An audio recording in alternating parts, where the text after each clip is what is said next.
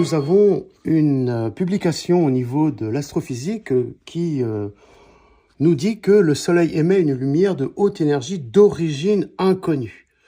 Alors je lis, après vous aurez l'article en lien.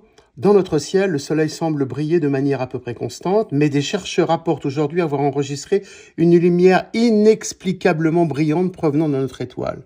Waouh! Alors là, on dit merci à l'astrophysique, on dit merci à la science, même si elle a ses, on va dire, revers, parce que cela permet d'avancer beaucoup plus dans la mécanique quantique, vibratoire quantique, notamment la thérapie vibratoire quantique en lien avec la thérapie ultraterrestre. Vous connaissez un petit peu tous ces liens que j'essaie d'établir et surtout de vous expliquer.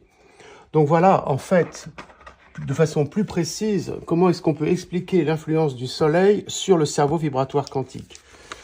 Alors, juste avant de montrer ça, vous voyez, quand vous avez des informations comme ça, il y a immédiatement tout qui se met en place. Vous voyez, donc ça c'est un graphique qui à peu près résume tout, mais comme il est un petit peu mal écrit, donc je vais le redessiner au tableau et vous réexpliquer toute cette grande alchimie que l'on peut faire évoluer avec ces nouvelles découvertes et nos progressions dans cette thérapie qui semble illimitée dans sa progression. On a l'impression qu'il n'y aura jamais de fin. Donc voilà, donc nous avons la même chose ici.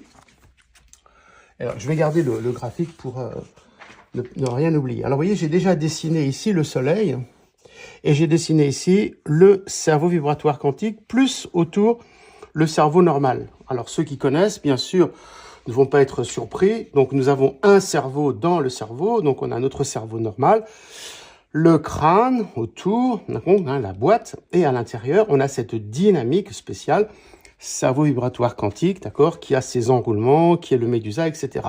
Je répète encore, c'est une dynamique hors de l'espace-temps. Donc elle est animée avec une lumière atypique. Et c'est là où on peut comprendre, dans les dernières découvertes, on peut affiner, si vous voulez, ce mécanisme. Alors nous, on était à l'époque avec tout simplement le Soleil ainsi que les planètes. Alors on peut les dessiner là, puis par rapport à l'astrobiotique, vous voyez, donc on peut faire Mars, on peut faire Vénus, d'accord, qui agissent sur le cerveau vibratoire quantique directement. On va le voir différemment maintenant, avec donc le Soleil qui agit de façon alors classique au niveau du Soleil qui chauffe, si vous voulez, avec la lumière normale, donc qui va agir sur le mécanisme carbone, agir sur la photosynthèse, sur les sucres, donc ça normalement sur le cerveau classique. Mais maintenant, on peut rajouter cette notion de lumière à haute énergie, à haute intensité, avec, ça vient d'ailleurs, avec une sorte de, vous voyez, tunnel au centre du Soleil, vous voyez, on va dessiner une sorte de tube, vous voyez, qui va directement impacter sur le cœur du cerveau vibratoire quantique et animer la pulsation. Donc cette lumière à haute intensité, vous voyez, arrive d'une autre dimension, et là je vais essayer d'expliquer aussi, de notre point de vue, rentre dans ce tube, dans ce tunnel, et agit ici au centre de la pulsation. Cela expliquerait les incohérences qu'on a parfois lorsque l'on teste le Soleil, est-ce que c'est bon, est-ce que c'est pas bon, voilà. Donc en fait on testait sans le savoir une autre fréquence du Soleil, une autre fréquence à haute énergie qui anime cette mécanique-là. Donc ça, on va dire, c'est un tube de lumière. Un tube de lumière qui rejoint un peu la théorie de Dutel qui était la fréquence ultralumineuse. Il y a une lumière au-delà de la lumière qui n'est pas une lumière avec une vitesse de 300 km par seconde, 300 000 km/s, c'est une lumière avec une autre dynamique qui est hors de l'espace-temps. Ça, c'était mon point de vue. On peut très bien associer déjà, dans un premier temps, vous voyez, ce tube lumineux à ce qui apparaît lorsque l'on meurt et que l'on retrouve ce tube, vous voyez, c'est le rayon lumineux qui apparaît et donc qui fait un sens inverse et qui va rejoindre d'autres dimensions de l'espace-temps dans laquelle est localisée cette lumière à haute fréquence, autre dimension. Donc, rayon alors, conducteur, mais que j'associe, vous voyez, en bleu, au rayon bleu. Vous voyez, ici, rayon bleu conducteur. Donc, ça, c'était les vidéos d'il y a un an, qui peut correspondre après à une sortie de cette énergie lumineuse thérapeutique, l'énergie du rayon bleu, qui est une énergie de guérison, qui permet d'améliorer, voire de guérir ou d'intervenir de façon thérapeutique sur, on va dire, les corps. Si vous restez au niveau du soleil, c'est-à-dire vous vous faites bronzer, le soleil, ça chauffe, c'est bien, etc. Vous restez dans la mécanique carbone, vous ne faites que flirter avec le mécanisme de photosynthèse qui est toujours en nous, je vais l'expliquer, et le mécanisme des sucres, avec ce système aléatoire ou dangereux que le sucre est générateur de cancer dans la mesure où, je l'ai expliqué, vous savez, lorsqu'il est dextrogire, il est toxique, lorsqu'il est lévogire, il est bénéfique. Donc ceux qui ne mangent pas de sucre, c'est encore la petite parenthèse que je fais, ok, mais il serait tout simplement plus judicieux d'actionner le mécanisme lévogire pour que le sucre soit bénéfique par rapport au microzyma, il y en a qui le disent, moi je l'explique comme ça, et non pas dextrogire, qui est le sucre de la mort. On va faire la mort comme ça, tac, tac, tac, tac.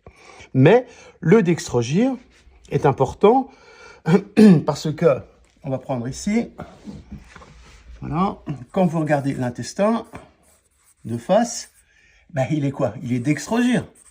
Ça veut dire quoi? Que c'est pas bon, que c'est la mort?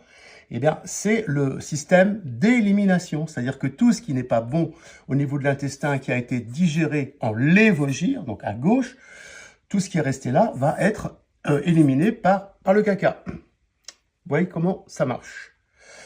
Maintenant, au niveau du karma. Alors là, c'est un petit peu plus compliqué.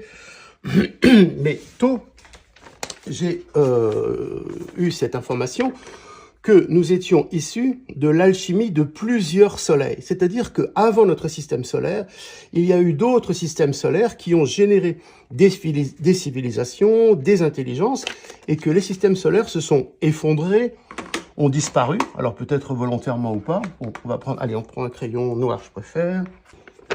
Où nous avons une première expérience nécessaire pour notre incarnation. Une expérience subtile, alors pour nous vibratoires quantiques, c'est-à-dire actionner la pulsation, le mouvement et faire qu'une autre intelligence arrive. Et là, vous avez une modification de votre vie. Donc ça, c'est dans ce système solaire à nous. Mais on va faire maintenant une sorte de grande boucle rétroactive dans lequel, dans cette initiation solaire, il y avait en mémoire les anciens soleils. Alors les Mayas disent qu'il y en a eu 6. Je pense qu'on est au 7e. Où vous avez l'expérience des anciens soleils, vous voyez les cycles des anciens soleils, dans lesquels les âmes ont déjà été améliorées, formatées, avec le karma, mais bref, âmes, vous voyez, donc des âmes, qui ont expérimenté un système solaire, un deuxième, un troisième, un quatrième, un cinquième, un sixième, voire un septième, et ils arrivent dans notre dimension de l'espace-temps pour expérimenter un autre système solaire, donc une autre vibration lumière. Une autre vibration lumière. Alors, je répète encore, ce n'est pas la vibration du soleil qui nous aide à nous constituer au niveau du carbone, cycle du carbone, la structure du carbone cellulaire, associée après, bien sûr, au magnésium, à la silice, etc. Donc, on a une expérimentation qui doit arriver ici. D'accord? Et là, il faut ouvrir ici. Tac, tac, tac. Il faut ouvrir pour que toute cette richesse du passé arrive à s'exprimer. Et là, vous avez une vie qui se réalise, comme on dit, c'est la réalisation, plutôt que errer comme une âme, on dit une âme en peine, errer comme une âme en peine, parce que les âmes, elles sont en peine lorsqu'elles ne peuvent pas refaire ce grand cycle. Donc voilà, à peu près l'enseignement de ce matin. Oui, on va peut-être rajouter ici le feu purgatoire. Alors on parle souvent du feu purgatoire. L'idée, c'est que lorsque vous n'avez pas remis ce cycle ici en place, d'accord, par le travail, eh bien, vous retombez dans le soleil. Et ça, je pense que c'est analogiquement, symboliquement, le soleil qui brûle. Donc, plutôt que de repasser dans un cycle d'ultralumière, vous restez dans le cycle solaire du feu, et là, vous sentez brûler. Je pense qu'on peut dire vous sentez brûler, jusqu'à ce que vos ingrédients qui n'ont pas été bien placés, alors, des vies qui n'ont pas été justes, voilà, qui ont fait le mal, ou etc., voilà.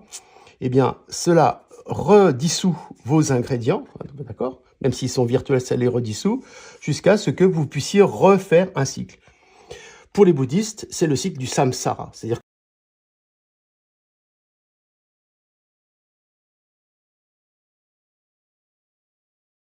que quand vous ne faites pas ce grand cycle par ce système lumière de tunnel, d'accord, actionner pour nous la pulsation, etc., ben vous retournez indéfiniment dans la roue de fortune ou la roue d'infortune, le samsara pour les bouddhistes. Je pense on peut rajouter donc, nous ce qu'on fait en astrobiotique est un complément. Donc on rajoute nous en astrobiotique les planètes que l'on nettoie tous les jours, hein, je vous ai expliqué, donc voilà, Jupiter. Alors où est-ce qu'on va les placer, notre astrobiotique là-dedans? Ben, dans le cycle du Soleil ici. C'est-à-dire qu'en fait, on alchimise notre corps carbone avec les planètes qui influencent sur le Soleil. Vous savez qu'il y a un dialogue entre Soleil et planète, c'est la petite vidéo introduction sur Biotique TV, hein, le Soleil et puis les planètes suivent, et les planètes entourent le Soleil comme une sorte de protection. Donc nous, on est là. Et à partir du moment où vous avez nettoyé les planètes qui sont le reflet de votre tous les jours, parce que nous, on est dans le tous les jours, hein, comme vous, on est dans le tous les jours, mais on essaie de rentrer là-dedans. Eh bien, vous avez une possibilité d'harmonisation, donc maintenant on dit cohérence, hein, de cohérence de votre structure carbone, donc de votre structure cellulaire, pour qu'elle puisse accéder en conscience à un nouvel état vibratoire, qui est celui, donc, et je vais terminer, de la grande lumière qui est maintenant perçue ou analysée par les astrophysiciens. Voilà.